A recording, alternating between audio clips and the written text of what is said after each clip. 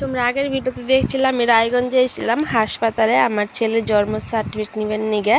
তো নেওয়া হয়ে গেছে, নিচে নেমে দেখি যে র্যাপ নামিয়ে দিছে, কারণ নিনে কোনো একটা গন্ডগোল হইলো। আমরা যেহেতু উপরে ছিলাম জানি না কি হইলো। তো এই জায়গা দেখলাম যে অনেক লোকজন চলে এসেছিলো, মানে হাতে কুড়াল টুড়াল নিয়ে সব কিছু নিয়ে চলে এসে। তো আমরা তো জানি না কি হয়েছে। এই যে দেখবেন সবাই কিন্তু এই জায়গায় হয়তো মারপিট কোনো একটা কিছু একটা হবো, তো আমরা জানি না। আমরা সাইডে গেছিলাম গা, যে বেশিক্ষণ থাকার দরকার নেই যেহেতু মারপিট শুরু হয়ে গেছে গা। তো ওই জায়গাতে টোটোতে করে চলে আসলাম। আর আমরা এখন যাবো কর্ণজোড়া। কর্ণজোড়া একটু কাজ আছে, আমাকে কাজ না কি কাজ আছে অবশ্যই তোমাকে দেখাবো, চলো।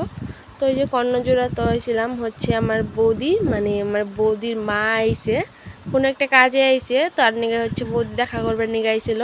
আর এই যে দেখো আমার ছেলে সেই 10টার দিকে যে খেয়েছে, তারপর হসপিটালে একটু খাওয়ানোর চেষ্টা করলাম কিন্তু খাই নাই কে।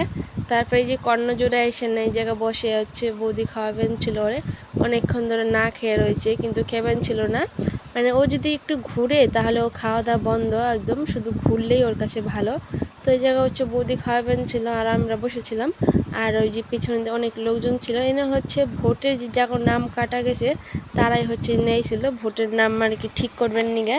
তো আমার বৌদির মাও এসেছিল, তার নিগে দেখা করবার নিয়ে গেছিলাম।